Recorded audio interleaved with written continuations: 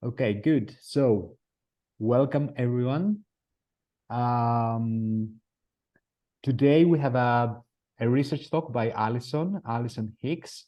This week is the Media and Information Literacy Week, Alison? That's right, yeah. That's right. Okay. So we have a relevant talk on information literacy. So the title of the talk is Sociocultural Approaches to Information Literacy, Space Races, Wish Cycling, and Squabbling Siblings. And Alison, the floor is yours. Thanks, Antonis. Great, and thanks everyone for coming today. So this is actually a presentation I gave a couple of weeks ago at a conference in Poland, and it was an information literacy conference. So I've tried to add a bit more context for people for whom information literacy is new. And I'd also want to highlight that this was more of a presentation to spark conversation rather than reporting on an empirical study. So just sort of to put those parameters out there before I begin. So I was going to start off because this is obviously it's UNESCO Media and Information Literacy Week this week. So we celebrate anything to do with information literacy. But it's also quite an exciting year because we're coming up to 2024, which marks 50 years of information literacy. So in 1974, Paul Zakowski, who's generally been credited with creating information literacy, first sort of started to set out some of his ideas. So it's quite an exciting time for information literacy as we think about this date since our founding. In reality, though, it's not 1974 I'm going to focus on today, but actually I want you to focus back to 2005, which I'd argue is the year of another really important date in the intellectual history of information literacy. And that marks, 2005, I've chosen that date because it marks the publication of Kimmo Tuomonen, Reijo Savolainen and Sanna Talja's paper, Information Literacy as a Socio-Technical Practice in Library Quarterly. So that might not be the mic drop that you were expecting, but I'd argue that this paper, which presents information literacy as shaped in relation to a complex system of social relationships, social technical configurations, and work organization, I'd argue that it dramatically reconfigured the trajectory of information literacy. So just for a bit of brief background context for anyone for whom information literacy is new. So this idea of a social cultural approach is this, and which was what was presented in Tuomonen and Savolainen and Talja's paper, was this idea that information literacy can't be separated from particularly activities of a group or a community. So it's embedded in and inseparable. So you might hear talk about how information literacy is situated. So it's shaped in relation to the practical domains and tasks of a particular community. But it's also contextual. So we can't really consider what information literacy is independently from very local and socially based understandings of knowledge and information and different tools. So that social cultural approach was very different from how other people before 2005 had been considering information literacy. And I'd actually probably argue you still see different approaches today. But before 2005, information literacy had been very much seen as sort of this very decontextualized set of skills, you know, almost like a vaccination. You can learn all these skills and you'll be vaccinated against poor information practice. And so this was sort of this idea of information literacy before that date. People also talked about how it was almost felt like a bit of a criminal code before 2005. You know, there was a list of things that you should and shouldn't do, and you were considered that once you'd been able to, you know, pass a test to show that you were able to find or use or evaluate information, then you'd be considered information literate, regardless of the context. So this was obviously a very different approach that arrived in 2005, and that's what I wanted to focus on today. Sort of thinking about the impact of this paper and the influence that it's had on information literacy since then. Obviously, there's lots of other influences, how we might credit with the start of information, social cultural approaches to information literacy. And I've just put a few on the page.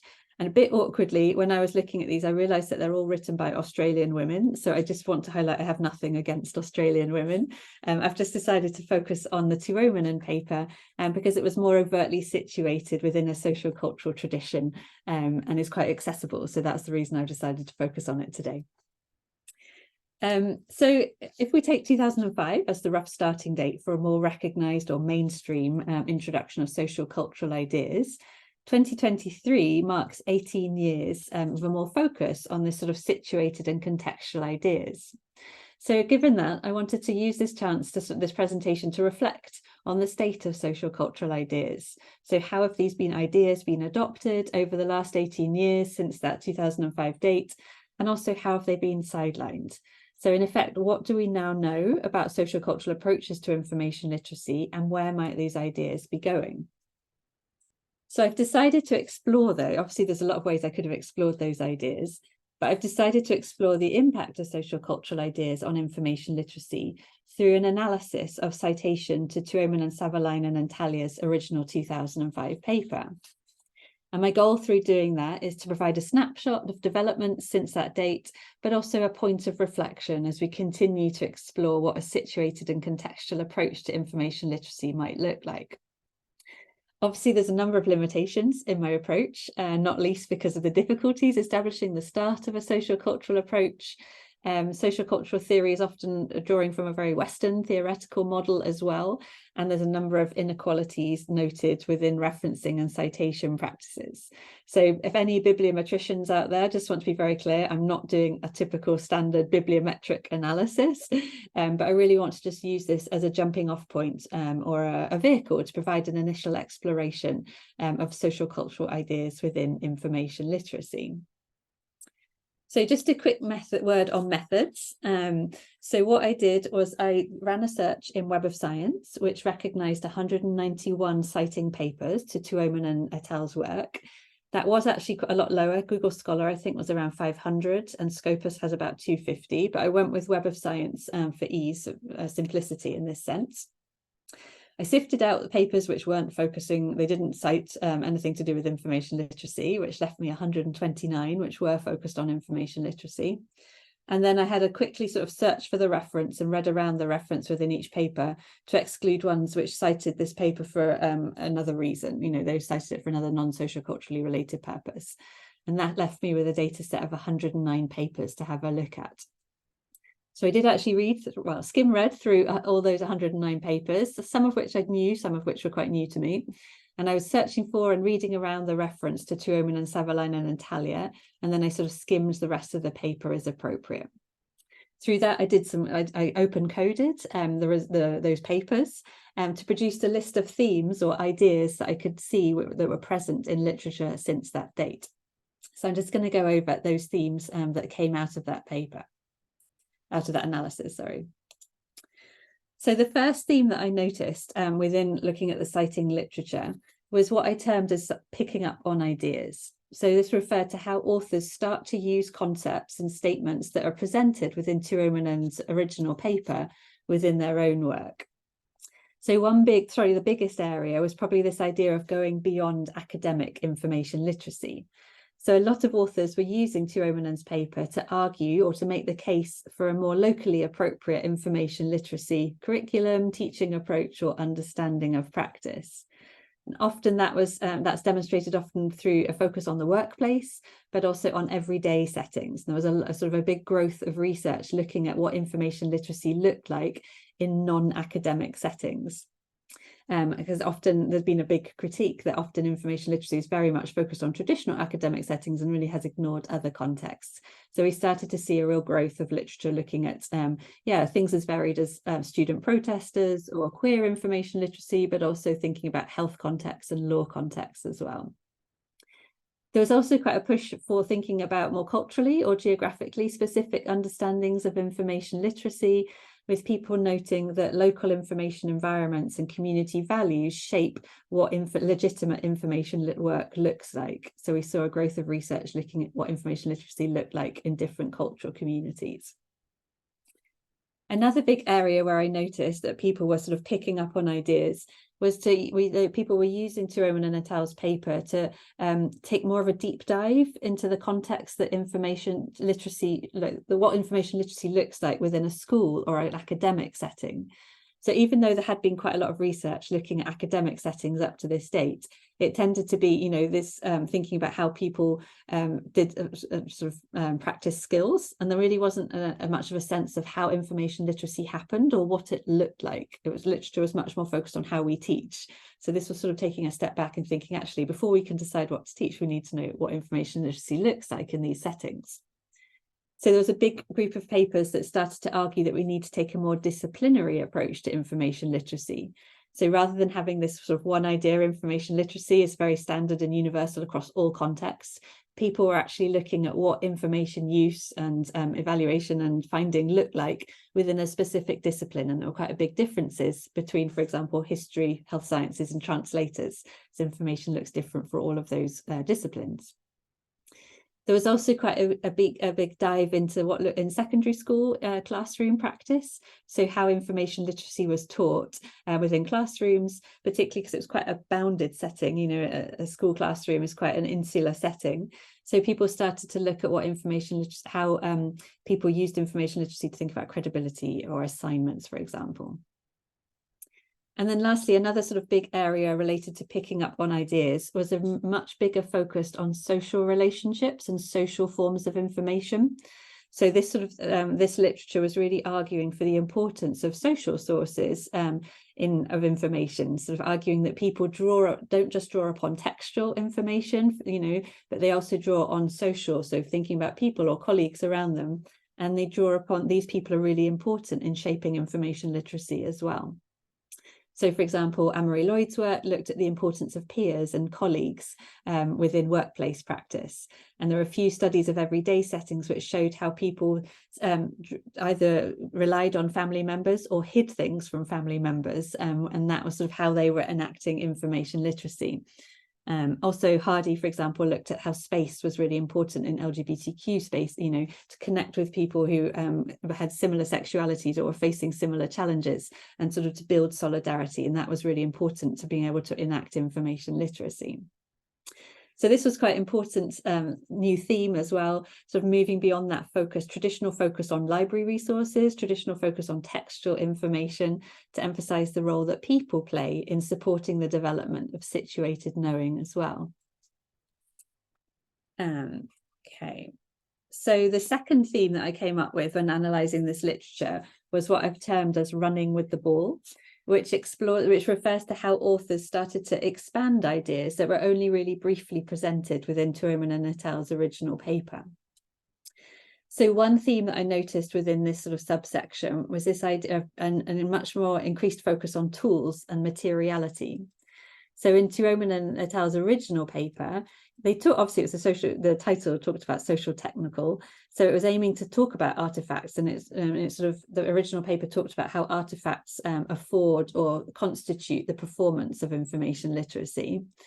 But these ideas have since really evolved to introduce a much more overt consideration of materiality. And there's been research, for example, using sort of more socio-material theory or actor network theory, etc., to really explore what materiality means within information literacy, or how materiality shapes or constrains and enables information literacy. So there has been a lot of work looking at how different communities use different tools, for example, photos or participatory media such as Wikipedia. But I think some of the more interesting research has come in the last couple of years from Sweden, thinking about social material understandings of trust. So thinking about algorithms and algorithmic cultures, and how almost now thinking about how time, so when we're anticipating information, when we're doing a search on Google, we're anticipating what information we might find because of algorithms. So that's been quite interesting, sort of thinking about how Google, in the shape of shaping that anticipatory nature, is impacting considerations of agency. So thinking about how Google and the actual materiality of Google and its affordances are shaping how we think of information literacy. A second area that was really briefly presented in the original paper that people started to pick up on was this idea of discursive space. So obviously the original paper talked quite a lot about social context and social sources, as I mentioned in the previous slide, but it didn't really explore the impact of social dynamics, on the development of knowing. So thinking about how people might have constrained, as well as enabling information literacy. So that's been quite an interesting new focus on thinking about how granular social interactions shape possibilities to interact or to engage in information activities. And so there's been some research thinking about how the ways in which teachers or librarians present certain concepts shapes how people think about information literacy. But I think also my own research with Anne-Marie, we used positioning theory, which is a theory that thinks about how people are positioned in a conversation and how that impacts your access to information. And we used that quite a lot in our research with in COVID, during the COVID-19 lockdowns. So we were sort of establishing that the government briefings that we all experienced, joyful times, those institutional sources really shaped information literacy practices during the pandemic, because they established this discursive space in which we were positioned in relation to risk in a certain way. For example, we might have been positioned as vulnerable if we had an chronic illness, or we were elderly, or we might have been positioned as furloughed. And through being positioned in this way, through government sources, institutional and health sources, that impacted our capacity to act by establishing what information was available to us, but also the forms of information that were legitimized and valued. So in this, we're not just thinking about what social relationships, how they connect people to knowledge, but also how social relationships can form a barrier to knowledge as well, and how those dynamics really shape how we engage, how we're able to engage with information or not. And then a final theme that emerged, that was originally it was referred to fairly obliquely in Tuomen and et al.'s original paper, was the idea of power. So Tuomen and et al. Talked a little bit about the importance of thinking about power structures and how that impacts what information is seen as authorized or legitimized. And Tuomen and et al. Also really briefly critiqued the assumed benefits of information literacy. And again, I think that makes a reference back to power.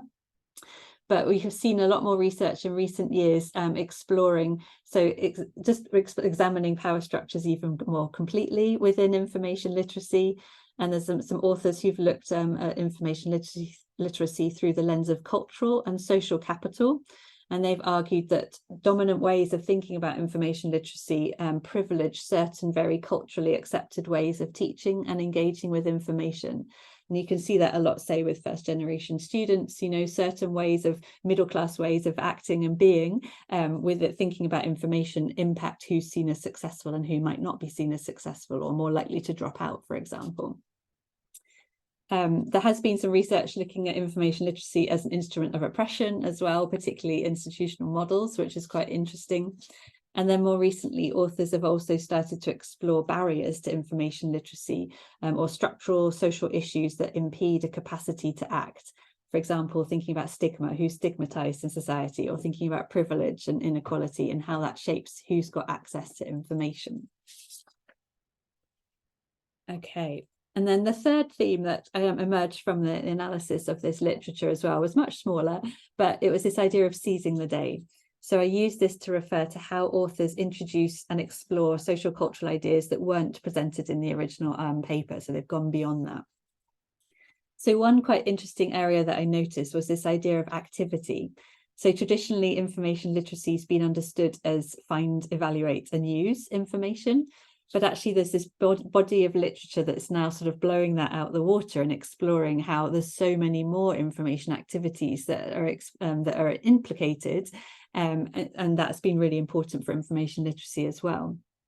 And I think that's linked to there's a lot of research now using practice theory, which sort of sees information literacy practice as shaped through the performance of activity. So I think that's partly why this focus on what information activities people are actually engaging in comes from.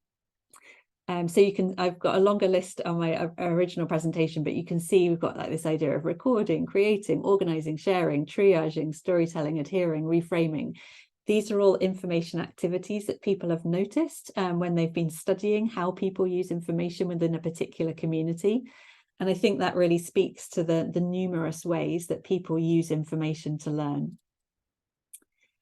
A second area that wasn't ever mentioned in the original paper, but which has emerged since, is focusing on the body. And the body was just not really seen as an informative source back before 2005. So it's really it's this idea is positioning the body as a very present site of experiential knowledge, thinking about how we feel information or experience information rather than just how we read it or see it or talk about it. And that work, as you can see from these quotes, really emerged from Anne-Marie Lloyd's work, who many of you will know. And Anne-Marie's done a lot of research critiquing information literacy for decoupling or privileging cognitive, so mental, what we're thinking about mentally, from the corporeal or from our body. So she argues that the body provides sensory information that's not obtainable anywhere else, but which is really important for the development of becoming development of expertise. And more recently, research has also started to engage more explicitly with how secrecy and stigma interact with bodily signals, such as pain tolerance and exhaustion, through research into sadomasochist communities, which is Harvey Einen's work there. So that's been kind of an interesting new area as well, thinking about bodily in everyday settings. And then very finally, a final area that came out of the literature and the analysis I did was this idea about how research is starting to challenge the idea of context. So we've often thought of context as referring to the information activities of a particular community, for example, a discipline or a particular professional community, such as firefighters or lawyers. But actually research has started to really challenge the idea that context can be so neatly bounded. And we're starting to see research that is paying a lot more attention to movement and development, or how people move across contexts or work across borders. And that's been seen a lot in my research as well, with focusing on transition, which this idea of transition, I argue, would bring a more of a temporal and a new spatial focus to our understanding of what information literacy looks like, but also thinking about how information literacy is used to mediate these quite liminal settings, which don't fit within a particular bounded or professional community, and also the implications of that. So how is information literacy connected to adjustment, loss, and changing identity when we're moving communities or shaping between communities as well? Okay, so that was just a really brief overview. In my original presentation, I gave a lot more detail, but you can see that there were these 9 different areas which I argue were emerged from the analysis of the literature. So I'm just going to go over a few different interesting things that I've noticed from that. So firstly, I'd argue that through looking at all of those references, the sociocultural perspective has really had a big impact on our understanding of information literacy. However, in doing so, it's also challenged other approaches to information literacy. For example, it really challenges the skills-based approach. And I'd argue that it also challenges the variation approach, the phenomenographic approach, as well. And I think that's quite normal. Jenna Hartel's pointed out that changing intellectual projects or turns can often be characterized as quite competitive or squabbling siblings rather than loving, supporting parents. And that's okay. And there's obviously been a lot of work trying to bring the field together. Information literacy's got all these different influences. So how can we bring the field together? But I think also it's really important that we also take time out with these squabbling siblings, so we can reflect and take stock on the contributions of specific paradigms and what they have brought to research as well. So that was kind of one of the rationales, the why I wanted to focus on this, to explore what sociocultural approaches have brought and the gaps, rather than just always trying to bring the field together. I think there's also a lot of benefit in trying to separate them and figure out, where the gaps are, where we might improve certain approaches to information literacy as well. So yeah, as I said, I think the sociocultural approach from this analysis has had an undoubted impact on our understanding. So I think research is really showing now that information literacy has to be seen as contextual or shaped in relation to local cultural and historic values, but also social, structured by interactions that support the development of situated knowing. At the same time, I'd argue that there's been so much emphasis on picking up on ideas rather than extending them, that I might also suggest that the social cultural perspective could be seen to have started to slow or to stagnate as well. And the dominant focus on classifying what information literacy looks like within a geographic or a disciplinary or a cultural context, for example, could be seen to risk centering sociocultural information literacy on the creation of an inventory or a comprehensive index of what information literacy looks like within every possible disciplinary or professional context. And then, so taken to its extreme, I think it would be really easy then to see how this sort of focus on building that inventory could lead to a type of space race in which people just compete to publish research into the most unusual or outlandish context possible. And to me, that's quite problematic, because I think it really overlooks, when we're just focusing on what it looks like within a specific static community, it overlooks how information literacy is negotiated. The idea of social is negotiated amongst communities rather than forming that fixed and static concept. But it also risks repositioning information literacy as existing in a vacuum, or as discontinuous from what's come before it and insulated from all that's around it as well, including how opportunities to participate are limited by or shaped by race, class, gender, and other social cultural characteristics. So I'd argue that a challenge for the social cultural perspective then is to consider how we encourage research that moves just merely looking at or demonstrating the social cultural shape of information literacy experience, given that we know that, there's 109 references documenting what this already looks like. So I wonder what it would mean, for example, for research to start from the situated and contextual shape of information literacy rather to end there. I think that could provide a really interesting new focus for this subfield of research. The predominant emphasis on picking up on ideas might also suggest that the adoption of social cultural understandings of information literacy has been more patchy than expected as well. So even social cultural ideas that have been more widely accepted have not always had a big impact on broader or more mainstream information literacy narratives. And that's kind of interesting to me, because over the last 5 to 10 years, there's been considerable progress in how we teach for information literacy.